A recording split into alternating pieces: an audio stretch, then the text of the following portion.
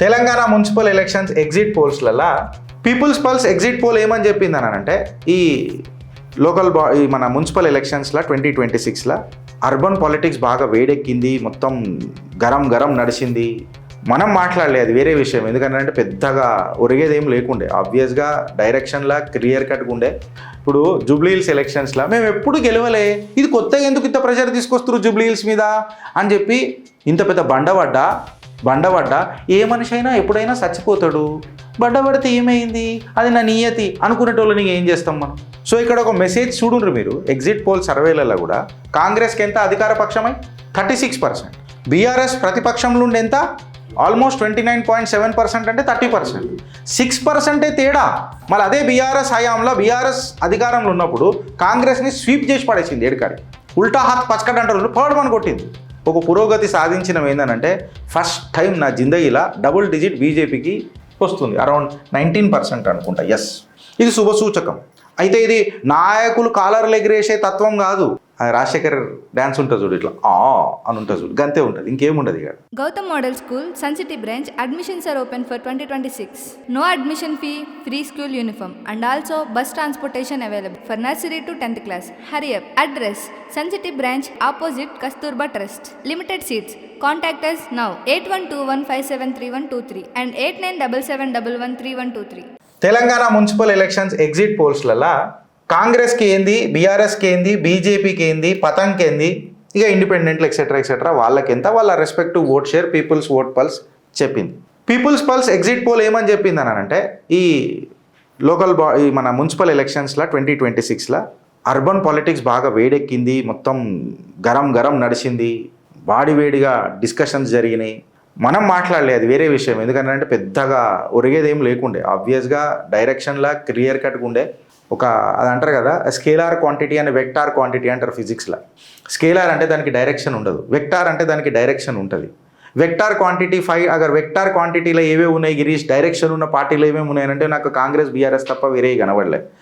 అదేంది గిరీష్, బీజేపీకి నువ్వు డైరెక్షన్ కూడా లేదంటున్నావు అంటే ఏడున్నది అయ్యే డైరెక్షన్.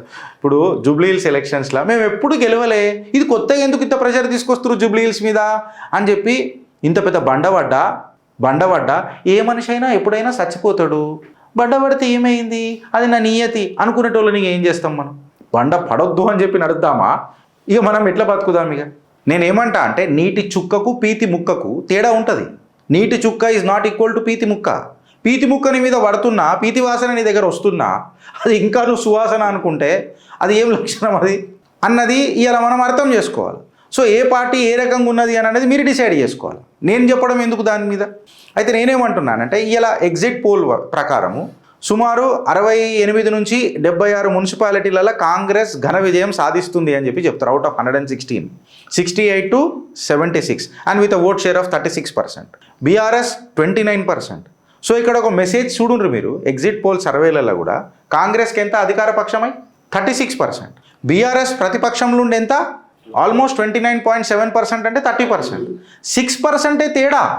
రేస్లో నేనేం తగ్గలే, నేను అంత సునాయాసంగా గెలిపేమియా. మళ్ళీ అదే బీఆర్ఎస్ హయాంలో బీఆర్ఎస్ అధికారంలో ఉన్నప్పుడు కాంగ్రెస్ని స్వీప్ చేసి పడేసింది ఏడుకాడికి, ఉల్టా హాత్ పచ్చకట్ అంటారు, పర్వమని కొట్టింది. ఒక పురోగతి సాధించడం ఏంటంటే ఫస్ట్ టైం నా జిందగీలా డబుల్ డిజిట్ బీజేపీకి వస్తుంది, అరౌండ్ 19% అనుకుంటా. ఎస్, ఇది శుభసూచకం. అయితే ఇది నాయకులు కాలర్లు ఎగిరేసే తత్వం కాదు, కార్యకర్తల మనోబలం, సంకల్పం. కార్యకర్తల ఇప్పుడు ఈ 19.3% ఏదైతే ఉంటుంది కదా, 19.3% ఇందులో ఫస్ట్ ఆదిలాబాద్ నుంచి ఉంటుంది ఓట్ షేర్. రాసి పెట్టుకోరు, నేను ముందే చెప్తున్నా. చిత్రగుప్త ఎగ్జిట్ పోల్ అని అనుకోరు, ఓట్ షేర్దే చెప్తున్నా, నేను ఎవడు గెలుస్తాడని చెప్తలేను. అంటే ఈ పార్టీతో నా అసోసియేషన్ పెద్దది కదా, సో చెప్తున్నా.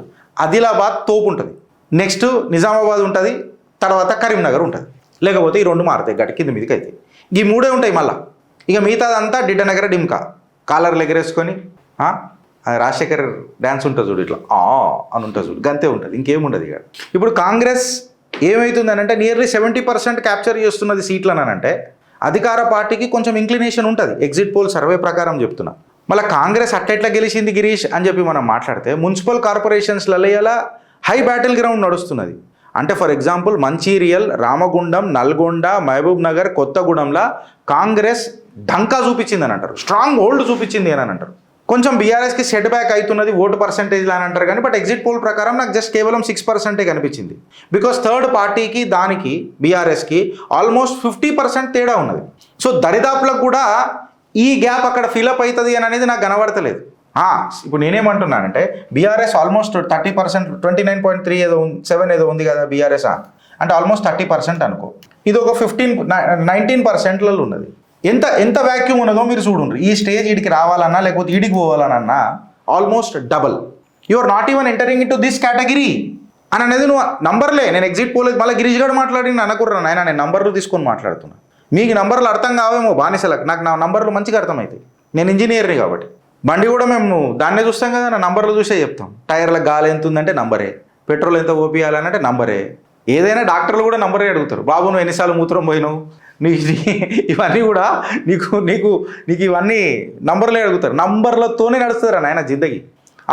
బీఆర్ఎస్కి సెట్ బ్యాక్ అని చెప్పి ఎగ్జిట్ పోల్లో మాడతా కానీ నేనైతే అనుకుంటలేను. 30% ఉన్నది కాబట్టి మంచి పోటీ ఇచ్చింది. బీయింగ్ ఇన్ అపోజిషన్ మంచి పోటీ ఇచ్చింది. శుభసూచకం ఏందనంటే వీళ్ళు అడుగులు వేస్తున్నారు. మళ్ళీ ఇది నేను డైరెక్ట్గా చెప్తా ఏందనంటే రామచంద్రరావు గారి ఇంక్లూజివ్ రాజకీయాల వల్లనే ఈ ఇటు దాకా వచ్చింది అని అంట. ఆయననే కదా స్ట్రాటజీ చేస్తాడు, ఆయననే కదా రథసారథి. కరెక్టా కదా? విజయధనుష్ కింద పడ్డది, రథం మీదకి ఏం దిగిండు పార్థ్, అంజలి అస్త్రం ఏయ్ కర్ణుని సంపు అని చెప్తాడు కూడా ఎవరు? రథసారథే చెప్తాడు. చెప్తాడా? నేను రథం దిగిన తర్వాత నువ్వు దిగకు, నువ్వు దిగిన తర్వాత నేను దిగుతా అని చెప్పి అర్జునుడికి చెప్తాడు. ఎందుకు? నేనున్నంతసేపే రథం మంచుకుంటుంది, తర్వాత సర్వనాశనం అవుతుంది అర్జున అని చెప్పి చెప్తాడు. బజరంగ బలి దాన్ని కాపాడి పెడతాడు అని. మళ్ళీ రథసారథి చేతిలోనే ఉంటుంది కదా. వెనకడికి వీళ్ళందరూ ఇట్లనే క్రెడిట్ తీసుకున్నారు కదా. రథసారథి ఈజ్ మెయిన్. సో ఈ 19% అయితే లోకల్ బాడీ ఎలక్షన్స్లోనే వచ్చుడే డబుల్ డిజిట్కి తీసుకుపోతున్నాడు. అది కూడా ఎన్హాన్స్డ్ పర్సంటేజ్ అని అంటే రామచంద్రరావుకి ఖచ్చితంగా క్రెడిట్ ఇవ్వాలి. నేను అప్పుడే చెప్పినా కదా, he may not be aggressive but he is assertive. ఆయన 10 మాటలు మాట్లాడకపోవచ్చు, 2 మాటలు మాట్లాడతాడు, సమజ్దారీ మాటలు మాట్లాడతాడు. సమజ్దారీ మాటలు అగర్ మంచిగా మాట్లాడితే నా అసుంటోడు లేపాలి, ఖచ్చితంగా మాట్లాడాలి. అంతేగాని నేను ఎంత మసాలా చేసినానంటే గ్యాస్ట్రిక్ ట్రబుల్ వస్తుంది కదా. అన్ని మసాలాలేనా ఇక లైఫ్లో. అప్పుడప్పుడు జరా అదేమంటారు కదా, సాత్విక్ ఫుడ్ తినాలి కదా. నేను అదే తింటున్నా. షుగర్ బీపీ అన్ని కంట్రోల్ ఉంటున్నాయి ఇప్పుడు. భారతీయ జనతా పార్టీ బ్రైట్ పోస్టులు ఎక్కడెక్కడ ఉంటాయంటే ఒకటి ఆదిలాబాదు, కరీంనగర్, నిజామాబాద్ ఉంటుంది. నిజామాబాద్లో ఇంకా నిజంగా చెప్తా అంటే నేను ఎట్లా చూస్తున్నా అంటే సీరియల్ ఆర్డర్ వైజ్ నేను ఏం చెప్పినా Adilabad first, second Nizamabad, third Karimnagar అని అన్నా. ఎందుకన్నా అంటే ఆదిలాబాద్లో కార్యకర్త జబర్దస్త్ ఉన్నాడు, ఓనప్ చేసేసిండు పార్టీని. ఇది నా పార్టీ, లీడర్ పక్కకు పెడదాం, నేను ఓనప్ చేసినా నేను గుద్దుతా, క్యాడర్ బేస్డ్ పార్టీ అది. నిజామాబాద్లో డైరెక్ట్ అరవింద్ ధర్మపురి మైదాన్లోకి దిగిండు, పోలీసులతోనే వాగ్వాదానికి దిగిండు, గొడవకు దిగిండు. క్యాండిడేట్ని కూడా లోపల రానియకపోతే అని చెప్పి దిగిండు. అంటే అక్కడ కాంగ్రెస్ తన బలహీనత చూపిస్తూనే తన అధికార పక్ష బలం కూడా చూపించింది, కండబలం కూడా చూపించింది. సో నీ కండబలానికి నా దగ్గర నాకేం తక్కువనేరా నాయన, నేను కూడా ఇనుప కండలు ఉక్కున్నారా లేదా, దిగుదాం మైదానంలో. కానీ డైరెక్ట్ ఎంపీ దిగిండనంటే, సంసదే దిగిండంటే తారాస్థాయిలో ఏ రకంగా నిజామాబాద్ కంచుకోటని, కాషాయ కంచుకోటని దెబ్బ కొడదామననే ఒక ఆలోచన కాంగ్రెస్కి ఏముందో అర్థమవుతుంది. నాకు తెలిసి కాళ్ళకి గజ్జలు కట్టుకొని కూర్చొని ఉన్నాడు మహేష్ అన్న నిజామాబాద్లో, నాకున్న ఇన్ఫర్మేషన్ ప్రకారం. ఇక కభీ ఖుషి కభీ గమ్ కరీంనగర్ నడిచింది. నేను ఎందుకు థర్డ్ పొజిషన్లో పెట్టినానంటే మన కూటమి అయినా జనసేనని పోటీ చేసింది అని అంటే మీరెంత వీక్ ఉన్నారు, మళ్ళీ జనసేన ఎంత గట్టిగా ఉన్నదన్న చూడరాడు. నేను పాయింట్స్ కనెక్ట్ చేస్తున్నా, డాట్స్ కనెక్ట్ చేస్తున్నా.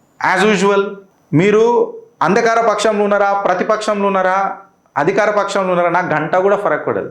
నేనైతే కింగ్ మేకర్ అని చెప్పి ఎంఐఎంఓడు ఉన్నాడు. ఎవడేమొచ్చినా నేను కింగ్ మేకర్నే.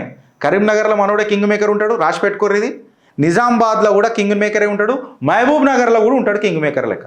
ఇది నేను అనడం విషయమే కాదు, సౌత్ ఫస్ట్లో కూడా వచ్చింది కథనం ఇది. అంటే ఇక నువ్వు వార్డ్ లెవెల్ ప్రొజెక్షన్ తీసుకొని చూస్తే కాంగ్రెస్కి సుమారు 1200 నుంచి 1300 సీట్లు వస్తున్నాయట, బీఆర్ఎస్కి 860 నుంచి 930 వస్తున్నాయట, మన బీజేపీకి 250 నుంచి 270 వస్తున్నాయట. అంటే కుడోస్, నిజంగా చెప్పాలంటే అప్రిషియేట్ చేయాలి రామచంద్రరావు గారి స్ట్రాటజీని. ఎంఐఎంకి ఏక్ పూల్ దో మాలి లెక్కున్న వీళ్ళు 35 to 44 కొడుతున్నారట. ఇక మిగతా వాళ్ళందరూ కంబైన్ చేస్తే 110 నుంచి 140 వరకు వచ్చేటట్టు ఉన్నాయి అని చెప్పి మాట్లాడుతున్నారు. ఈ లోకల్ బాడీ ఎలక్షన్లు రిస్కులు, అన్సర్టనిటీలు మస్తు నడిచినాయి.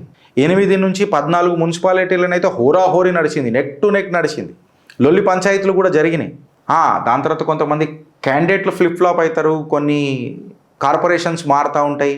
నార్త్ తెలంగాణలో మాత్రం tough competition Bharatiya Janata party కూడా ఇచ్చింది అని చెప్పి చెప్తున్నారు. కాకపోతే సమీకరణలు అనేటివి కింగ్ మేకర్ యాజ్ యూజువల్గా ఎంఐఎం పార్టీయే ఉంటుంది అని చెప్పి ఎగ్జిట్ పోల్ వాదన. సో ఈ మేయర్ ఈక్వేషన్స్ ఏమున్నా ఎంఐఎం మాత్రం కింగ్ మేకర్ పొజిషన్లోనే ఉంటుంది. ఇది మాత్రం ఎగ్జిట్ పోల్ సర్వే యొక్క భావన. ఎందుకంటే అలా పర్సంటేజ్ కూడా మస్తు జబర్దస్తే ఉన్నది. 2% మళ్ళా 2% ఏడ కనబడరు కానీ ఆకాశంలో ఎగురుతారు. అదే పతంగ కదా, కరెక్టా రాంగా? ఏమున్నది గిరి, దాని దారం మన దగ్గరనే ఉంటుంది అని అంటే అది కడకంపు ఉన్నది అనుకో. మీకు పతంగులలో పేర్లు తెలవాలి ఫస్ట్. ఒక చిన్న డోరడార్ పతంగ అనుకోకూడదండి, అది కడకంపు. అది మాంజ కరెక్ట్గా ఇడివే చైనీస్ మాంజ పెట్టుకొని ఇడిచినాం అనుకో, కష్టం దిగుతుంది ఇట్లా సర్రని. అది గుంజుడికి కనలేనికి రాలేదని అనుకో, కాటికి పోతావు. పతంగ ఎగిరేసేటోడికి తెలుస్తుంది. నువ్వు కడికంప ఎగిరేసి కీంచి కూర్చుతా అంటే భర్తలో కూడా పెట్టలేవు ఇవ్వండి. అది కడికంప.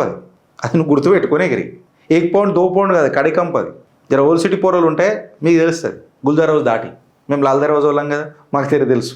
భారత్ మాతాకి జై.